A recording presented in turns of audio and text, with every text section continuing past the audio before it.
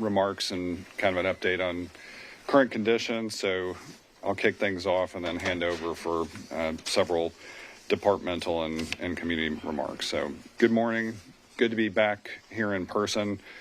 That itself is a credit to our Nashville Department of Transportation crews who've done an impressive job working 24/7 to keep primaries, secondaries, and now post-secondary routes clear. Again, anybody who wants to understand condition of roads and how we tackle this can visit nashville.gov/snow. So welcoming those joining us on the live stream as well. And I want to acknowledge off the top, we know there are still tens of thousands of Nashvillians without power. We're working hard to get you resources, to ensure you have information about available resources, and also our NES crews are out there working 24/7 to make sure power is restored as quickly as it can be. Here with me today are our Office of Emergency Management Director Chief Will Swan, NES Vice President and Chief of Customer Service and Innovation Brent Baker, Metro Nashville Police Department Chief John Drake, Metro Water Services Director Scott Potter, Department of Emergency Communications Acting Director Patrice Coleman, and Nashville Department of Transportation Deputy Director Philip Jones. Most importantly, I want people to know that we're continuing to pull together new resources every day to help Nashvillians. Today we have line crews and more than 1,000 line workers and vegetation removal teams working around the clock to restore power and make sure that where those outage sites are can be reached in the first place. Our warming centers continue to serve hundreds of Nashvillians. We'll remind you about all those locations and how you can request transportation assistance to reach them. We have the Metro Public Health Department making contact with healthcare providers to ensure they have everything they need to keep serving our community.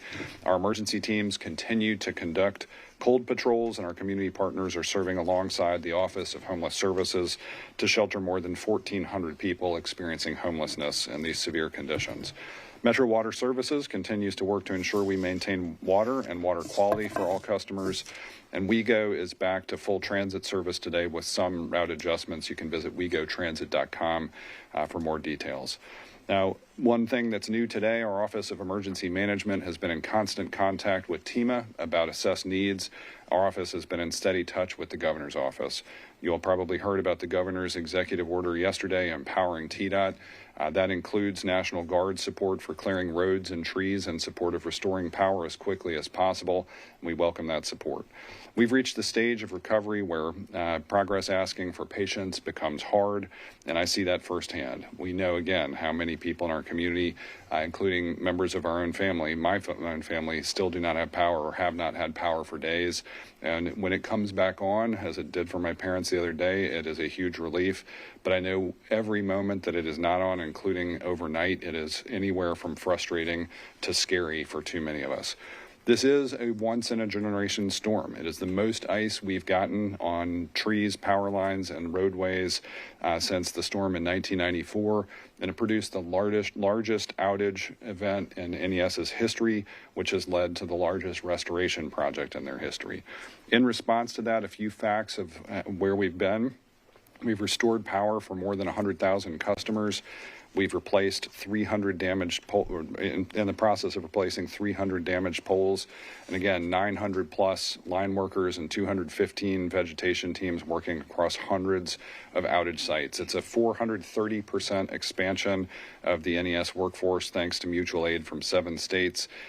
More crews are engaged right now than at any point in NES history. And for a little more context, I want to invite NES Vice President and Chief Customer and Innovation Officer Brent Baker to share another update with Nashvillians. Brent, thank you. Thank you very much, Mayor. We are aware and definitely empathetic with the community on what is going on and how hard this is to get through these cold nights. We are working across the community and making sure we're getting the restoration focused in the areas, as we mentioned, where we can get the largest volume of customers at a time. Right now, we have many places with over 1,000 customers out. And so as we work on those, that is the effort we are making to restore. Also, the conversation on some of our union relationships, we have been continuing to work as we make the effort here to continue to get the message out that we are bringing in as many crews as we possibly can. The checkbox to get crews here is to make sure they have the logistics to be able to respond at scale, to make sure that they are able to get here and work safely and incorporate into our system. Union or non-union is no checkbox for us. We are moving forward with as many crews as we can get and to continue to restore service. The places we have restored and that are still to be restored are in the map behind me. We will work with Mayor and his office to be able to get the map to a place where people can see this and that we can see the progress. You'll be able to see this and look for where we are going as we progress the different days. We'll make sure we update that. Also, we know that yesterday there were some text messages that went out when we were restoring service to some areas that might have went to people who did not have service. As we are making that, as we've seen that happen, we have stopped that from happening as we continue forward. And last night, customers still without power received a text to let them know that we are aware of that. As the days progress, we're going to try to incorporate more details about our restoration efforts to make sure people can find that information. It is important that customers get details about where we're heading and what is going on, and we are working to get that detail as quickly as possible. Additionally, some of our partners with TEMA, with TVA, and others are helping us get resources like the National Guard to help get with our crews to make sure there is no obstacle in our way to move quickly. And then lastly, I want to continue to thank SEIU, IBEW, and all of our crews who have helped us get the work done and to get where we are. There is nobody here working harder than those people on the ground. The men and women are dedicated to getting your power on, and we will continue to scale our resources so that we can accelerate restoration. And so thank you all for your help on this and your patience as we continue to move forward. Thank you. So good afternoon. First, let me make mention with many emails and concern of all of our residents, visitors, and citizens of Davidson County. The first thing I want to make mention of is people are saying they're on edge, not knowing what decision to make. Should we wait or should I go to my plan B? The safest thing that you can do, if you've got alternative means to stay somewhere with a family or a friend, go ahead and pull that. Use that plan. Let's look at this as the long plan. Don't wait to determine, I'm waiting for power to come back on, or should I go ahead and go to my neighbors or go to a family member? Let's be safe, and let's use the plan B if you have that. Also, I want to make sure that everybody understands, as I've always been stating, we make sure that we use a planned approach when it comes to these type of disasters. This is one that's unprecedented, as the mayor had stated. We look at four means to make sure that we're successful. We analyze the situation, we make plans, then we implement those plans, and then we're constantly reevaluating what plans we put out, and we have to come back and resubmit other plans. So we are moving and working to try to accomplish the task that is at hand, and it is a big task. But I want to make sure that you understand that even though these are uncomfortable times, they are, but I don't want anybody to feel like they're hopeless and helpless, and there's no hope. If there is an emergency, you have an emergency.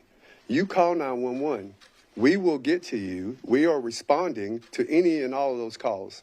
So is it uncomfortable? Yes. But please don't feel hopeless. Also, we have shelters that will be able to shelter you 24 hours, as long as you need to be there, where you'll be able to have a place to sleep, food and water, and out of the code. Also, we have several warming stations or places you can go, from the fire stations to the police precincts. Please utilize those. We are opening ourselves up to any and all means to do what we are sworn to do, and that's protect and serve, and that's what we're here for. Also, looking at our shelters, last night there were over 426 transports that we made to shelters. The southeast shelter, we had over 80 individuals there. The fairgrounds, we had over 200. And then the Madison shelter had 60. We have space. If you need a place to go, please call us and allow us to come pick you up and take you to a place to get you out of the code. There is a lot of things that I could give out, but to our fire department, our OEM, our PD partners, the schools, we go, parks, social services, the Department of Homelessness, the Sheriff Department. The infrastructure is working diligently to make this work. Our Red Cross and our public health is making sure that we do have adequate staffing as far as medical attention inside of the shelters. We also augmented some of our personnel in our departments. You'll notice there's fire and police people that's working these shelters. So we have that capability, and we want everyone to just understand that. And as I close, because we do have a lot of speakers, please understand that we want to make sure that we're there and available for you. A lot of the facilities that have made calls that they were unsure of personnel that they could not contact or get in contact or communicate with, we always would call property managers to first try to see if they can contact the individual at that facility. And if we're unable to do that, we send our teams over to do a check. Now, we don't, I wish I had the staffing to do wellness checks throughout the city, but in a case of emergency or a situation that we need to act, that's what we will do. So with that being said, I'm going to turn it to Chief Drake, and he has some important information I'm sure he wants to share with you. Thank you, Chief Swan, and good afternoon, everyone. I'm Chief Drake, Metropolitan Nashville Police Department. The Medical Examiner's Office is investigating the third potential storm-related death. In this particular incident, the individual was at home. His housemate found him unresponsive in a bedroom. When responding officers, when they responded, said they could smell fumes that was unventilated, and we believe that he succumbed to carbon monoxide poisoning.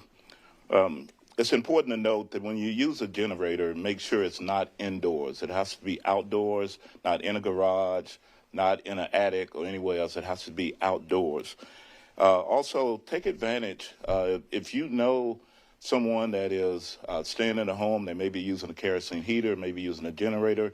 If you can get out and check on them, do so. If you can't, let us know. The police and fire department don't mind going by to do welfare checks on houses. We have 180 detectives that we pulled off of investigations to supplement patrol just for these measures, to go out and make sure people are fine.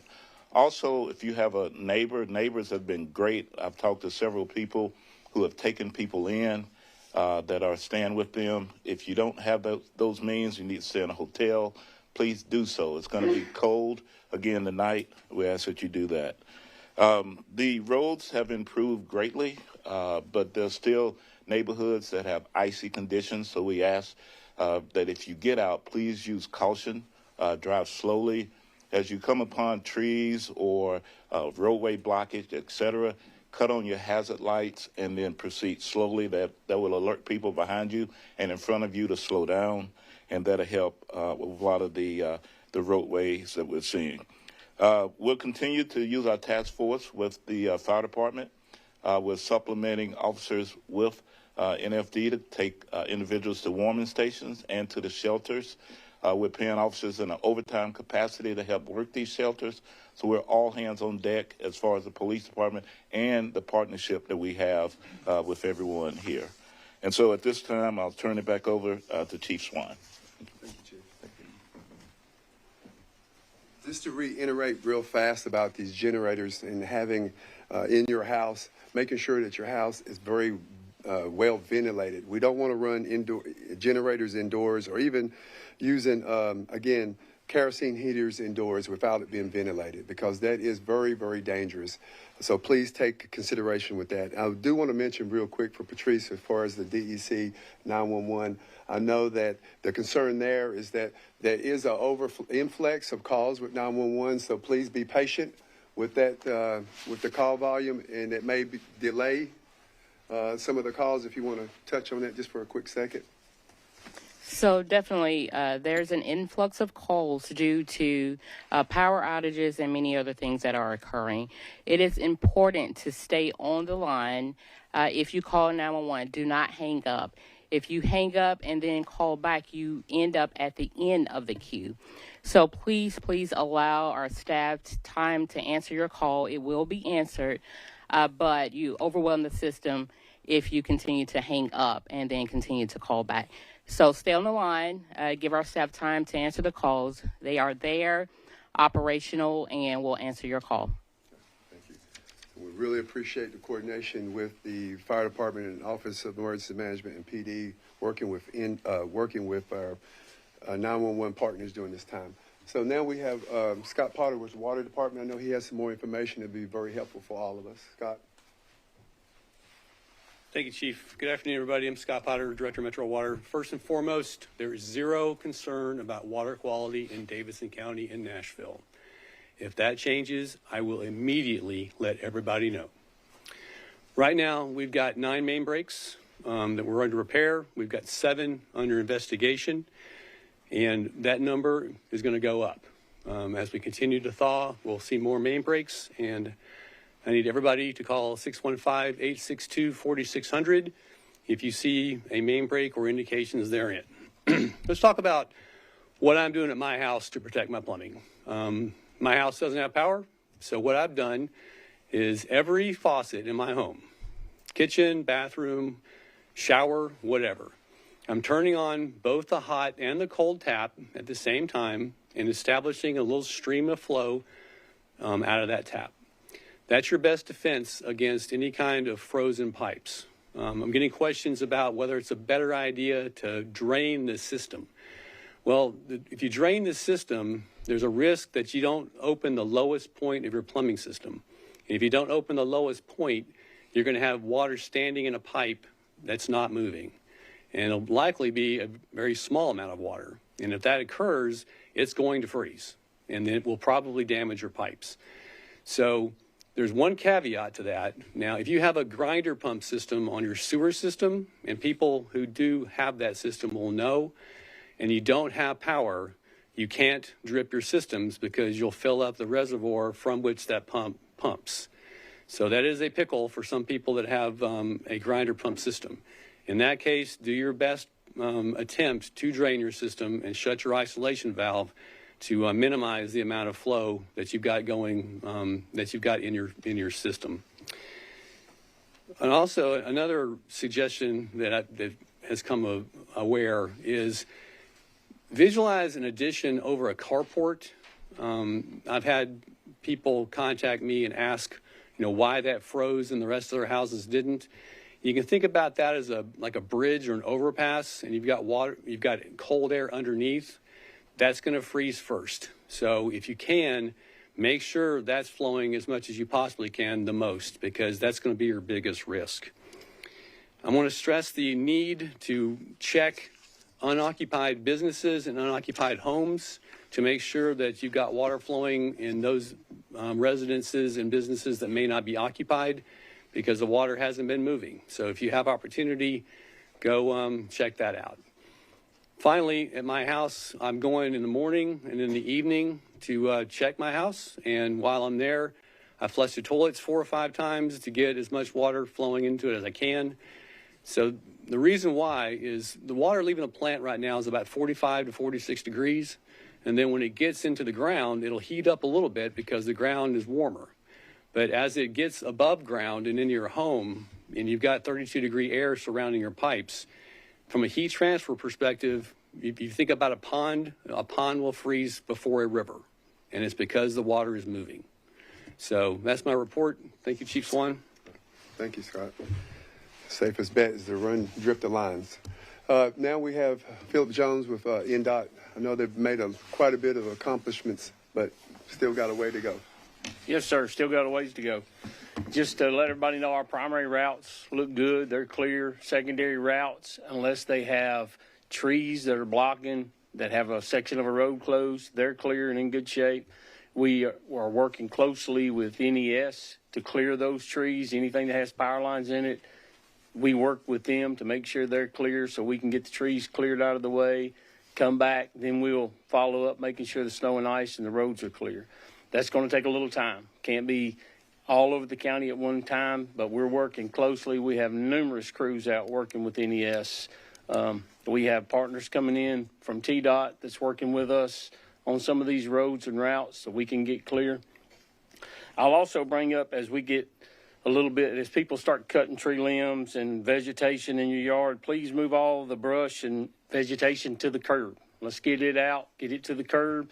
We'll be coming back before you, letting you know what the plan is, but we have a plan to come in, remove all brush throughout the county. So we're working on that daily.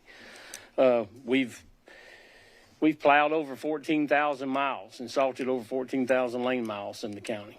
I mean, the men and women have really worked hard to make sure that we can continue to keep the roads safe and open. So. Thank you, Phil. So as I turn it back over to the mayor, and we conclude my part of this, again, let's just be great neighbors to each other. Look out for each other.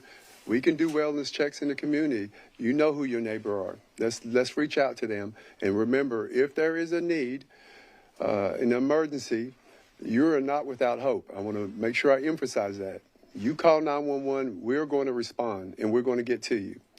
So again, I will turn it over to the mayor and move forward in the program.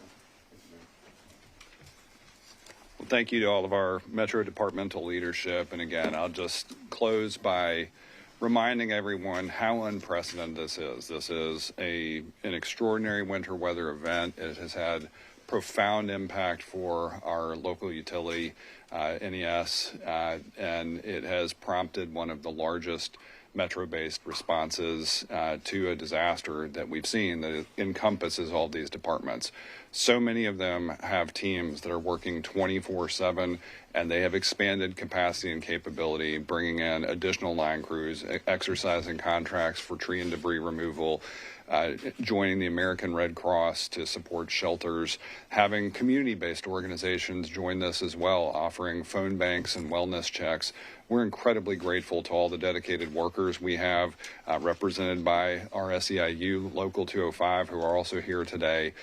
We are incredibly grateful for the community-based organizations that have joined in to support, and for the philanthropy organizations out there working as partners as we prepare to transition to recovery efforts. We're grateful for all the partners in hospitality, helping with discounts for locals looking for other accommodations. We know how hard this is. We know how challenging this is. Everyone on our team and on the teams you've just heard represented either has lost power themselves or is supporting someone who has, very often at a very personal level. So we are working tirelessly. We're going to continue to do that. It's going to be so important for us as Nashvillians to work through this together, to support one another as neighbors, and paramount of all, be safe. To Director Chief Swan's point, don't hesitate. This is not a time to second guess whether you should be seeking alternative accommodations. If your power's been out for a few days, you can see the outage map.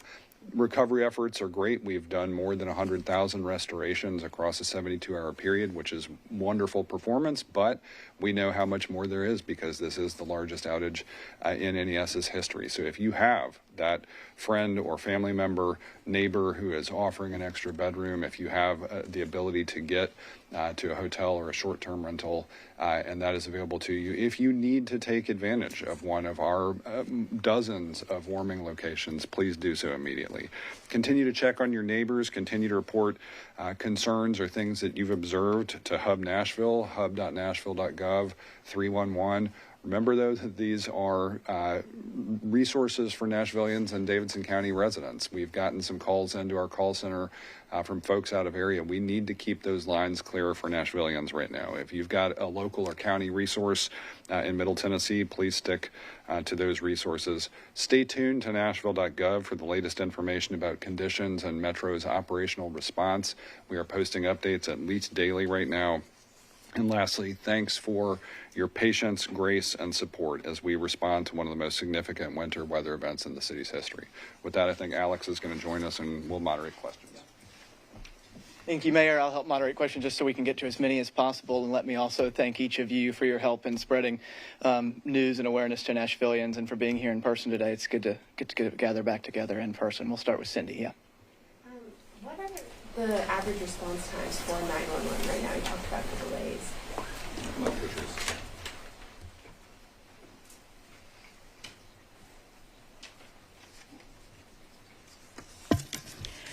So I will say that our current system that we use to retrieve adequate call time responses, we're facing a challenge with right now, and our technology team is working on that.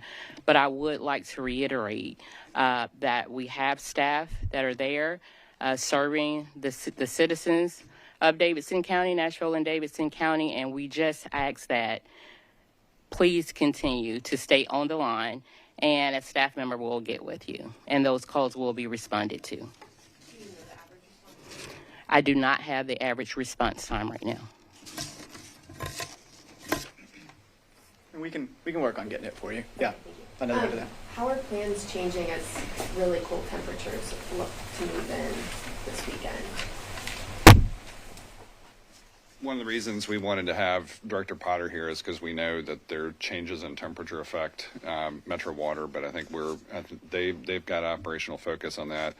We've continued to look to expand warming location and shelter capacity and just generally across the board resources. I think what you're going to see coming into tomorrow is an expansion of community-based and philanthropic support, as well as we hope opportunities for volunteers who are in safe conditions to be able to jump in. So we have been looking at this on a daily basis, hour by hour, as weather conditions change, and we're going to continue to look to support Nashvillians and their safety and well-being throughout. Eli? The Green Hills Council member Jeff Preptooth said to constituents yesterday 3 to 5 days till full power, conservatively, optimistically. It's probably for, yeah. I believe Bellevue City Council this morning put something out or told people 2 weeks, we could be 2 weeks without power. Are those estimates within the ballpark? Can you give us, they corroborate with what you're seeing? It sounds like at least the council member had conversations with city leaders, and that's how he came to, at least 3 days, 3 to 5 optimistically. Can you give us any more information about some of those hard to reach, or maybe that last 100,000, how slow that's going to be? Yeah, so at the beginning of the week, we mentioned multi-day prolonged event. We had been saying through the weekend, we know we will still be doing restorations. Right now, as you're watching the numbers move, we are still making progress and scaling up our resources. Until we get to that full scale and see the acceleration to give an exact timeline for all customers is still going to be a day or so out for us to give that clear endpoint of that and try to get that definition. What we are working on is getting more and more speed so that we can get that done. I will tell customers as we continue to make that progress, we'll give more detail. But right now we are looking at through the weekend for sure, and there are some definite going to be those last customers that are in those smaller pockets after we get the main lines on that could be longer. We have not yet seen just how many of those individual customers will be after we get main feeders on.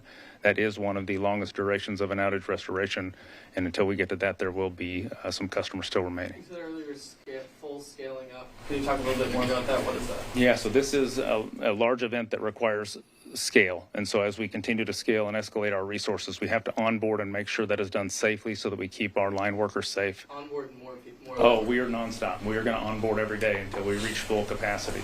The thing we have to do and remember is to keep everybody safe. The last thing we want is to have a line worker injured that would stop progress. If anybody gets hurt, progress will stop for an entire day until we figure out just what safety was. We have to keep everybody safe, and we are dedicated to that.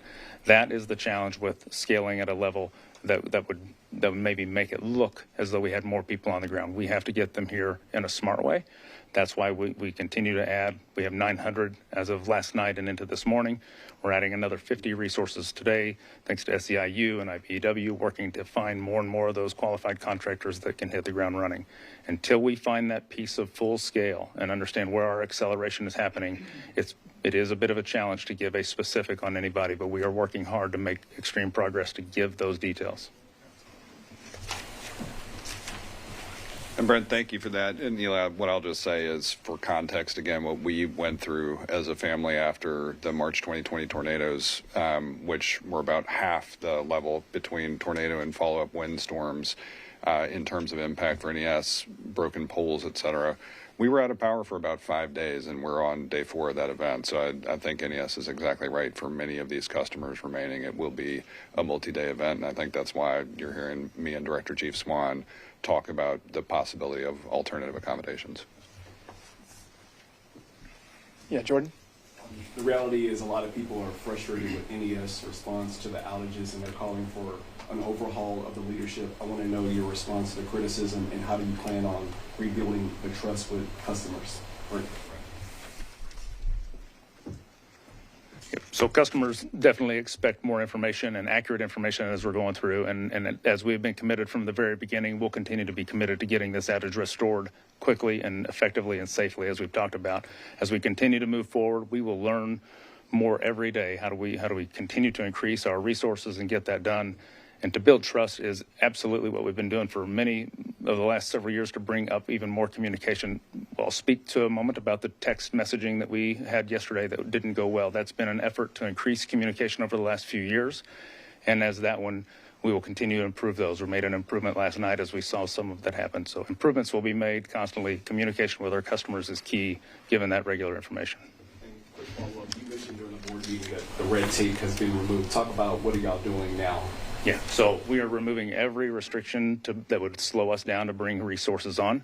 If there's ways that would have possibly slowed us down in a normal course, we're making sure we are getting quick speed to get anything that might be red tape. Brent, thank you. I have a question. Real quickly, I'm going to follow up on that for Jordan. Also want to share, we've been in touch with NES leadership, CEO, multiple folks to make sure that the response is appropriate. And I think you just recognized there was an NES board meeting. These are public processes, so anybody can tune into that. For me, I'm absolutely recognizing this as the largest outage in their history, and the speed of getting more than 100,000 people online in less than 72 hours. That was performance that was hard to even consider in the wake of the tornado and windstorms 6 years ago now. It is important for people to understand that this is a multifaceted challenge that we had. Weather continue through just the ice arriving Sunday morning. Precipitation continued. These are very dangerous conditions for line workers to be operating in, and they are operating around the clock. So I want people to understand exactly what not just the scale of this disaster is, but also the conditions for which the recovery is occurring. Okay, yeah. Karen? All right, this question is for Mr. Baker.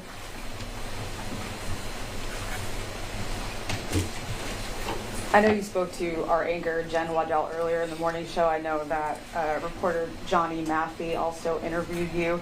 Could you just clarify right here if NES denied help from IBEW crews or other contractors? I'm glad you Yes asked. or no? Yeah. Perfect. Yeah. Karen, this is Jessica Phillips from the SEIU. She has Stewart. I'm sorry, my apologies. It's yours. She has two statements she'll share with you. Hello, Jessica Stewart with SEIU Local 205. I'm the president of the local. Our statement is in response to the misinformation circulating regarding Nashville Electric Services storm response efforts. We want to clarify the facts and recognize the dedicated workers who've been serving our communities throughout this severe winter weather event. The claim that union workers are being prevented from responding to the storm is false. NES employees are proud members of SEIU Local 205, and they've been working tirelessly and around the clock since Friday night to restore power and address outages across Nashville. These highly trained professionals have been operating under difficult and often dangerous conditions, prioritizing public safety while working extended hours to ensure residents regain access to essential services as quickly as possible. Their commitment reflects the highest standard of public service and professionalism. Every SEIU Local 205 member stands in full support of our union crews at NES and applaud their continued dedication to keeping Nashville safe and powered during this winter storm event. We also appreciate the patience and understanding of the community as crews continue restoration efforts. I'd also like to take this opportunity to say that in addition to NES, SEIU union members are answering the 911 calls, dispatching first responders, ensuring our water lines are running and clean, staffing warming locations at community centers, and doing countless other services that keep our city running in these difficult times. Local unions across the city, from firefighters to electrical workers to laborers, teachers, are all essential parts of our community in Nashville, and we support everyone who's working to get people what they need in these difficult times. I'd also like to read excerpts from a statement from IBEW 10th District International Vice President Brent Hall, who couldn't be here today. They represent workers in Tennessee, Arkansas, and the Carolinas. From Vice President Hall's statement, reports of IBEW line crews being turned away from helping Nashville recover from the ongoing winter storm are unequivocally false. I've been in constant touch with Mayor Freddie O'Connell and executives from Nashville Electric Service since the storm hit, working to coordinate additional manpower to restore power to NES customers. Because of the scale of outages across many states and jurisdictions, this process has taken longer than anyone would have liked. IBEW line crews have worked round-the-clock shifts since the weekend from Texas to Maine and at all points in between, and are working with utilities at every opportunity, including here in Nashville. The rumors circulating on social media are nothing more than rumors, started by people without the full picture of behind-the-scenes efforts from Mayor O'Connell or NES, who actively reached out to my office earlier in the storm and have been working closely with us since. As of this morning, additional IBEW crews are either already working with NES or en route to the area and will be working nonstop on behalf of NES customers. Please thank a line crew if you see them out restoring power this week. They are the real heroes, often working 18-hour shifts, far from home in freezing temperatures to bring the systems back online. Thank you. I got a follow-up. You said as of this morning, IBEW crews are out. As of this morning, or has this been ongoing since the beginning of the storm, that IBEW crews? So I have read the statement. Yeah. So that's all I have to share. Thank you. So we'll get back into the scale of this storm. And so we did start with our SEIU team, and on Saturday we had the 200 that were here and available. We then reached with our partners around the region, other utilities that had contract crews that could respond and continue to grow. The mention in the statement of us working together with both SEIW and IBEW was SEIU and IBEW was what we were doing early on to figure out how, when we continue to scale, how quick can we get them, where are they at right now. The important thing as we bring on crews is that ensure that we can have the logistics to get them here, the safety when they are working here, which is extremely important. We want to make sure we remind everybody of the safety. So as we have done that, we've worked to see when can we bring those next ones on. IBEW crews yesterday started to move this way, and today was the day that they had shown up. And I want to emphasize the constant support and dedication and just overall commitment of our partners in organized labor. Our SEIU local, you just heard it from Jessica, they have been working in multiple 24/7 teams. They have been joined by IBEW, even though IBEW does not represent our NES folks. And so it is great to see them collaborating, great to see them responding together, and very proud to stand alongside our friends and partners in organized labor. I do just have one more question. There's 900 linemen right now, right, which is great. So a lot of people are at home. They're just wondering. They're taking shelter. With that amount of linemen out, when can we expect to possibly see the power restored? How does that make a difference? Yeah, I think he just answered that question. Let's keep going. Araceli? Switching gears a little bit, wondering on the transportation line, on average, how long are people waiting to get to a warming center? And for non-English speakers, what should they do when they call and perhaps they agree with like an English message? Yes, thank you. Since we started the operations of putting together a system in a way that we could have individuals call a certain number and then the response from the fire department, the police department, and others to respond to them, it's been very effective. The first night that we had it, we started the process. We started a little later than what we would propose to, but we made well over 120 some transports, but we had 70 in the cube waiting. But for me to give you exactly the time frame, what I can tell you, the difference between the first night and last night is an incredible difference. Number one, we started it earlier. Matter of fact, today we're going to actually put the call out. If you need a shelter, we're going to start that at 2 o'clock instead of waiting a little later in the afternoon, and it'll help our teams get people to the shelter quicker. But if you ask me how long, I would always say that, again, I think what we're doing is efficient and fluent. Could we be better? Of course. And we're working on that. I think when we talk about scaling, one of the things you heard NES talk about, and I know that word scaling, what does that mean? It means building the plan to meet the need, and sometimes that takes time to do it because you got to make sure you have the proper resources in place. Even at the shelters, we have proper people that can run the shelters, proper staffing, proper resources in order to be able to meet the demand. So at this point, we feel very comfortable and confident. If you need a ride, you call. We'll get to you quick and fast and efficient. And as far as our non-English speaking citizens and visitors and residents, we're working closely with the Office of Emergency Management. I will give you that information. I'm sorry, I cannot think of it right now, but we're working real closely to make sure that we have the ability for interpreters or for them to actually call out. And we're using other resources to have other warming shelters that are put into different communities. And I apologize, I don't have that, but I will make sure that it gets put out to you and to others. So, but thank you for that question. Again, my response to everyone is, again, if you need a ride, please call, and we'll make sure that we get to you and get you to a proper place. And again, if you got a plan B and you realize that you can go somewhere else, go ahead and pull that card, use it now, and then we've got something in a place for you if you need help. And before you leave, let's follow up on that. I've got a couple other things I wanted to show you. I'm going to go with 3 more, and I know I won't be able to get to everybody. We'll do Austin and Emily and Amanda. And then I've got so many colleagues here that are happy to help and stay longer. I'm sorry that we won't be able to get to all of them. Yeah, Austin. Thanks, Alex. We've had some discussion both today and yesterday about water system issues maybe being one of those next challenges that we're shifting focus towards. That maybe is one thing that I want to hear a little bit more about, but kind of stemming off of that, are there other challenges or issues or areas of concern as we get closer to the weekend that we're thinking the focus might shift towards as more folks power restored, roads cleared more fully from debris, from fallen trees and everything, stuff like that, just forward facing?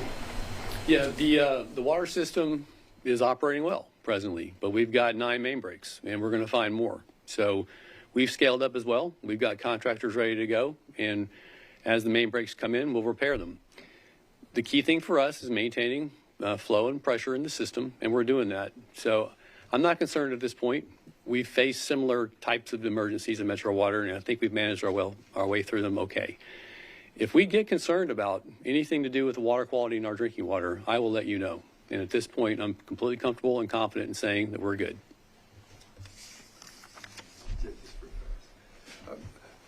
Also, just to address that question, you've heard NDOT talk about debris removal, and you've heard me talk about the fact that we may have trees in homes or we have damage to your properties, and we always talk about declarations and making sure that you can get reimbursed or have funding for our small businesses. Again, we just asked everyone to make sure that you're documenting, taking pictures, and if you have debris removal, make sure you move it to a safe location in front of your properties, making sure it's not dealing with any type of drains, or putting it into drains to create other issues or problems.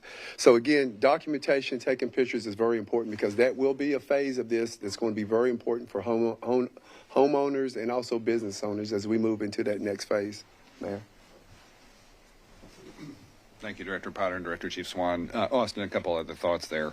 We're still in the response period, and that will eventually transition to the recovery period. And as we're still in that response period, the weather is continuing to be unkind to the circumstances we're confronting. So we know this is a multi-day power outage event, and I'd say this overall crisis for Nashville is broken down into 2 primary categories. One is the infrastructure crisis, which is affecting roadways and other rights of way and ability for people to move safely around the city, as well as the utility crisis with power outages and knowing what we know about the likelihood of water issues coming Then there's the humanitarian crisis part of it, and that is the urgency is for bitter cold temperatures, people's ability to stay warm and not have exposure risk, and then beyond that, it's everything else, food access. It is, coming up this week has been tough for people getting to work. If businesses are closed, you can't earn wages. We know it's end of the month.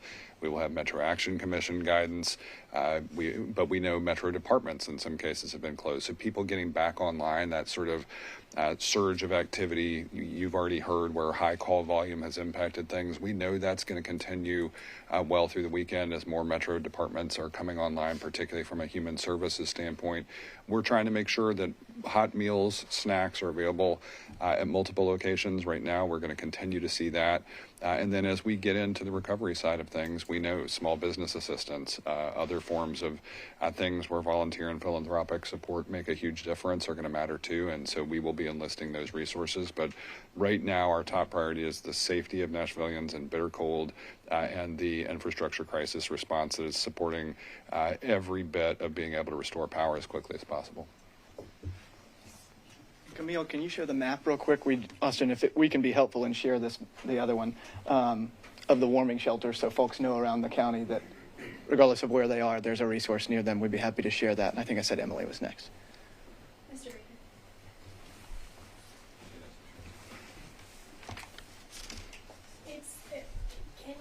Why is it that on Wednesday, when power started to go out Saturday night, early Sunday, you still cannot give anything more specific than a multi-day event, which is what you were saying, Mayor, as well, before the power went out? And then just again on the workers, were there conversations with contractors outside of NES where NES said, we are good, we don't need contract work? And if IBEW workers were showing up yesterday, why did it take that long when most of these power outages occurred on Sunday? There's a lack of details. Can you break down when those conversations happened and how many people were mobilized as well? Yeah, I think also important, customers, as we've led up to this event, we were communicating a lot to our customers, getting the information so that they could be prepared and letting them know what we were preparing for. As the storm was developing, all of the contract resources around the region were the ones that we were all working toward as utilities. You can know from Texas to the East Coast, we were all working to gather those. We had reserved those that we could get a hold of, and every utility wanted to hang on to those resources. As on the day of the event, we had on Saturday night, we had 200. The next day, we had Memphis allowing their 80 to come over. We were gathering steam within just 24 hours. We were moving up and up the ladder on that, up to the 900 we have now. We have contract resources all around that we've been talking to from the very beginning. The first round is always to work with our partners at other utilities who we have the same relationships with other workers to bring them quickly because they can land on our system and safely respond. They have already worked on our system in the past or have a leadership that has. We can move quickly. That speed to respond is a very important thing for us. Bringing on outside contractors that have never worked on our system requires some vetting to ensure that there is safety. That was beginning early on. Those conversations on day one were happening with all types of contractors. The background didn't matter. As they were coming through, we have to go through the process of understanding just what their capabilities are. Will they be able to work on the system safely, and how far away are they?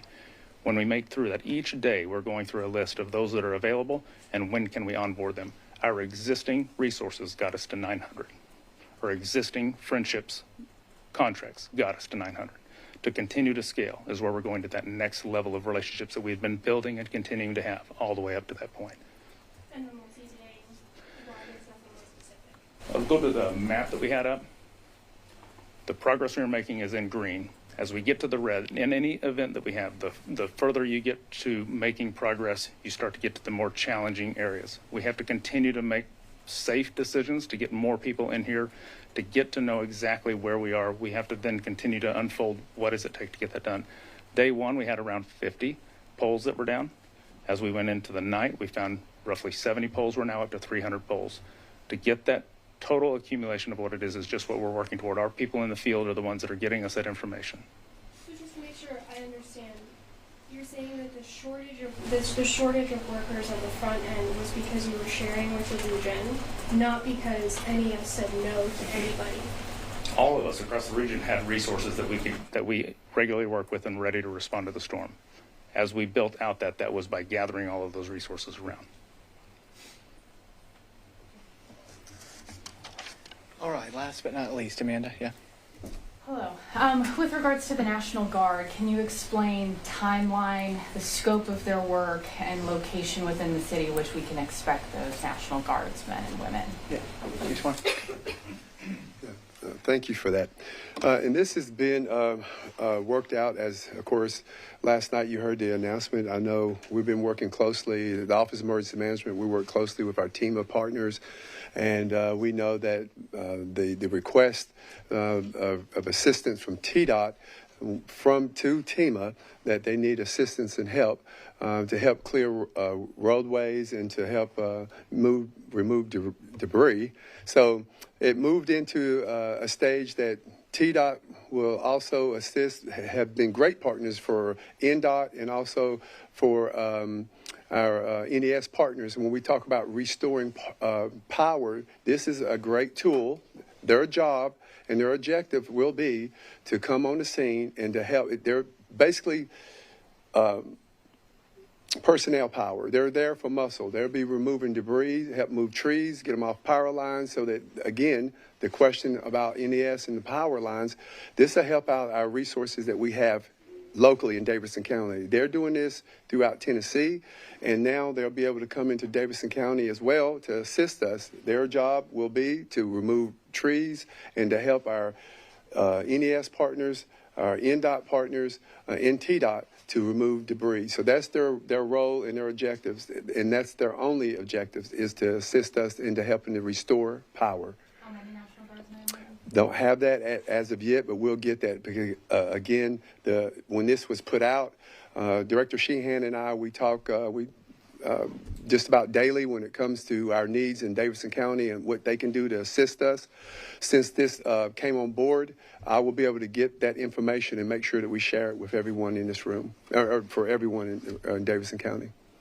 Thank you. Yep. Follow up with regards to NES, what I'm hearing is that there has not been a full assessment of the system completed just yet.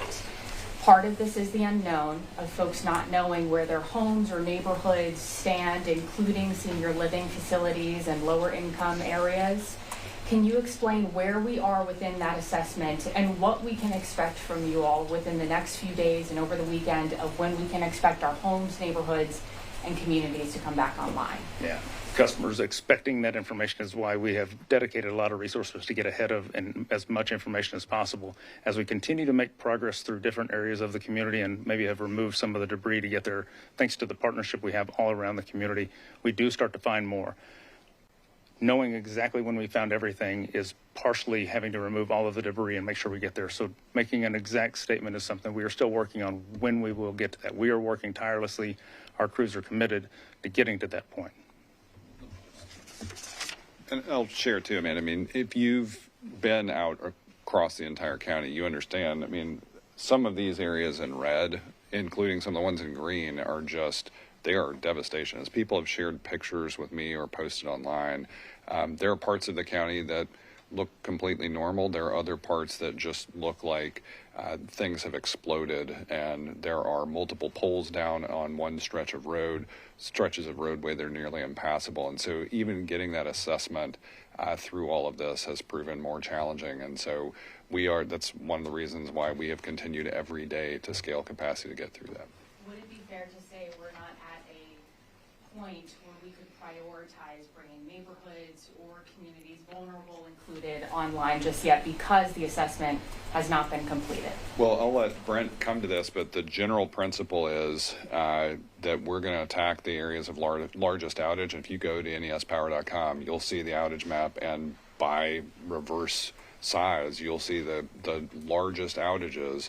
And generally speaking, that's how NES is strategically tackling this, is to get the most people online as quickly as possible. Some of those are specialized cases. They do look at critical care scenarios. They and OEM coordinate about this, but Brent, I'll let you offer anything else.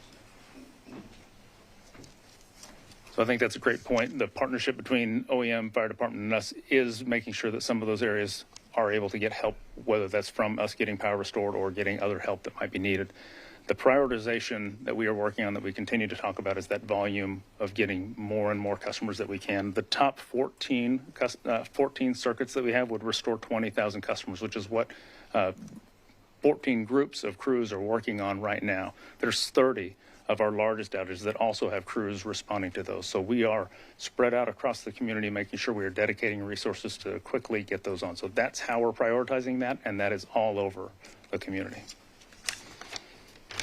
And, you know, similarly, we've seen troubling speculation even from some council members about where resources are. And I hope people understand that between this map and where our warming locations are, we are trying to do countywide coverage. There is not some special area that's getting favored treatment. This is about numbers of customers and critical care. All right. Thank you, Mayor, and thank you to all of you all for your help this week. If you have follow-up questions, Julie and I are here. I see some other colleagues from DEEC and NDOT in the back, so let us know how we can help you, and thank you for hanging in. I'm sorry we couldn't get to everybody, but thank you for coming. If you guys spoke, all of you all, if you could join us back in the mayor's office just for one more minute. Thanks, everybody.